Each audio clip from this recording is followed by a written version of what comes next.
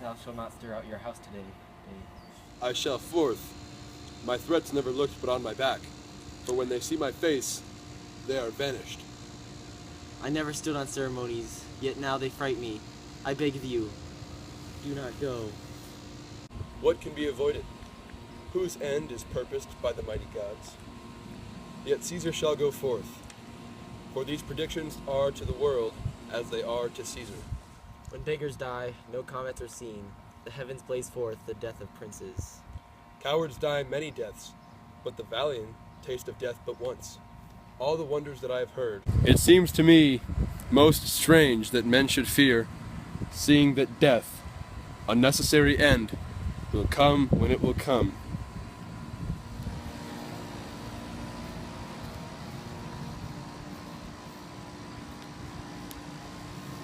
Ah, servant! Ah, servant! What say the augurers? God have you to stir forth today, plucking the entrails of an offering forth. They could not find a heart within a beast. The gods do this in shame of cowardice. Caesar should be a beast without a heart if he should stay at home today for fear. Danger knows full well that I am more dangerous than he. We are two lions, I the elder and more terrible, and I shall go forth. Your wisdom is consumed in confidence, Caesar. Do not go forth today. Call it my fear and not your own. We'll send Mark Antony to the Senate House. He will say you're not well today. Mark Antony shall say that I am not well, and for thy humor, I will stay home. Ah, here is Decius Brutus. He shall tell them so. Caesar, all hail, good morrow. I have come to fetch you to the Senate House. And you are come in very happy time, to bear my greeting to the senators and tell them that I will not come today. Cannot is false, and that I dare not falter. I will not come today. Tell them so, Decius. Decius Brutus, please, say he is sick. Shall Caesar send a lie? Have I in conquer stretched mine arms so far, to be afraid to tell graybeards the truth? Decius, go tell them Caesar will not come. Most mighty Caesar, let me know a cause, lest I be laughed at when I tell them so. The cause is in my will. I will not come. That is enough to satisfy the Senate. But for your private satisfaction, because I love you, I will let you know. Calpurnia here, my wife, stays me at home. She dreamt tonight. She saw my statuette, which, like a fountain with 100 spouts, did run pure blood. And many lusty Romans came smiling, and did bathe their hands in it. As these does she apply for warnings, and hopes, and evil image, and on her knee hath begged that I will stay at home today. Thank you, Caesar. This dream is all a misinterpreted. It was a vision, fair and fortunate.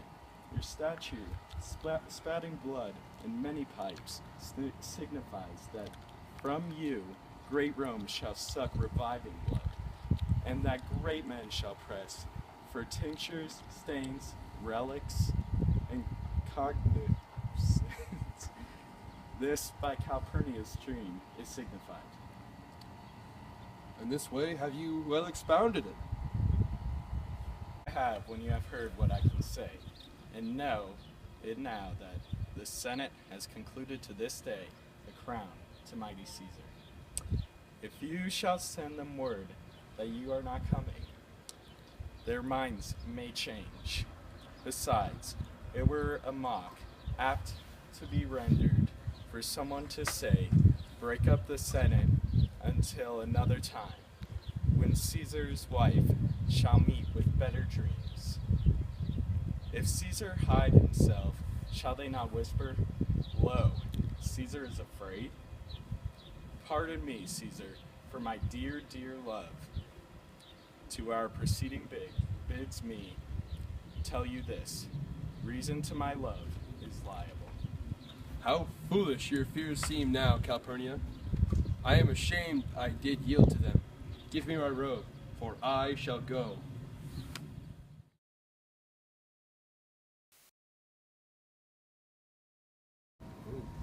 Hence, wilt thou hold up Olympus? Great Caesar. Doth thou not, Bootless Brutus, kneel to me? Speak! Hence for me! At two, brute! Then fall, Caesar!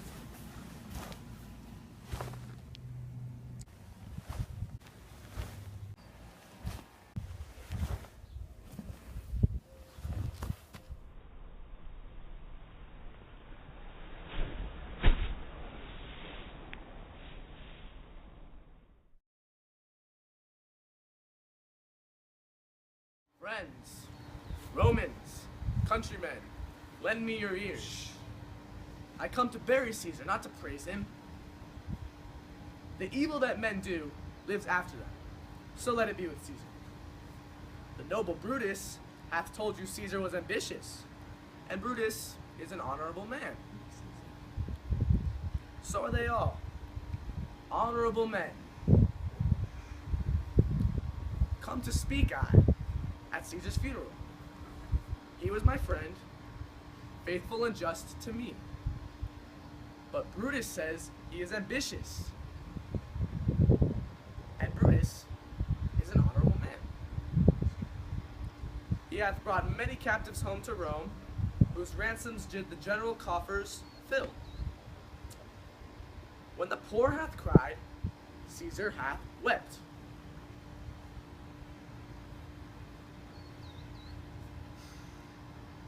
On Lupercal, I thrice presented the crown to Caesar, and he thrice refused it. Does he seem ambitious? Yet Brutus says he is. And Brutus, of course, is an honorable man. I speak here not to disprove what Brutus spoke, but here I am to speak what I do know. My heart is in the coffin here with Caesar, and I must pause until it come back to me. Thinks there's much reason in his sayings. If thou consider rightly of the manner, Caesar has a great power. Has he, masters? Mark ye his words. They would not take the crown. There he is certain he was not ambitious. If it be found, some will dear abide. Poor soul. His eyes as fine with weeping. There's not a nobler man in Rome than Antony. Now mark him. He begins to speak. And just yesterday, the word of Caesar might have stood against the world. Now he lies there. If I were disposed to stir your hearts, to mutiny and rage, I should do Brutus and Cassius wrong, who you all know are honorable men. Here's a parchment with the seal of Caesar. 'Tis his will. But pardon me, I do not mean to read it. They would gather and go kiss dead Caesar's wounds and dip their napkins in his sacred blood. Hear the will. Read it, Mark Antony! Patience, gentle friends. I must not read it. Read the will. We will hear it, Antony. Will you be patient? Will you stay a while? I fear that I wrong the honorable men, whose daggers hath stabbed Caesar. They were traitors. If you have tears, prepare to shed them now. For every Roman citizen, 75 drachmas. Yeah. I also give my private gardens on this side of the Tiber for you and your descendants for future recreational purposes. Woo! Yeah!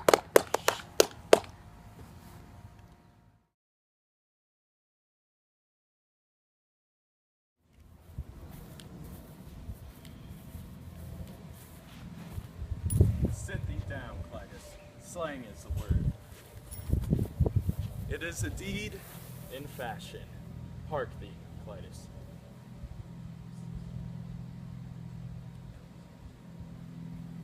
What, I? Not for the world. Peace then. no words. I would rather kill myself.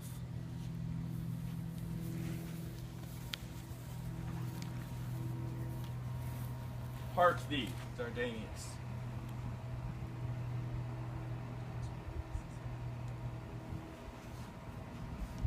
Shall I do such a deed?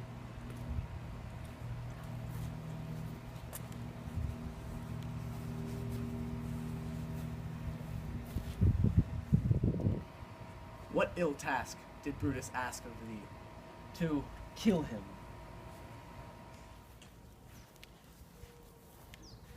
I prithee, Strato, stay thou by thy lord. Thy life had had some smatch of honor in it. Hold then my sword, while I do run upon it, and turn away thy face. Wilt thou, Strato? Give me your hand first. Farewell, my lord. Farewell, good Strato. Ugh. Caesar, now be still. I killed not thee with half so good a will.